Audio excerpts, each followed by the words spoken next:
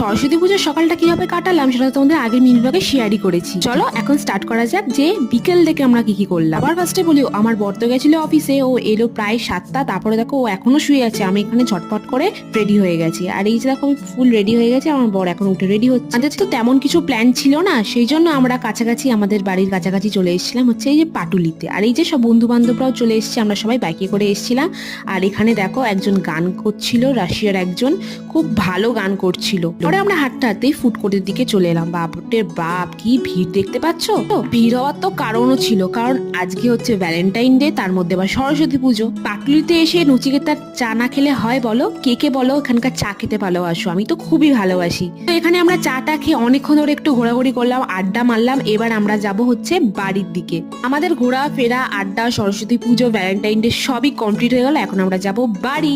তো চলো, মিনি ব্লগটা ভালো লেগে থাকলে লাইক কমেন্ট শেয়ার করে দিও। চলো টাটা।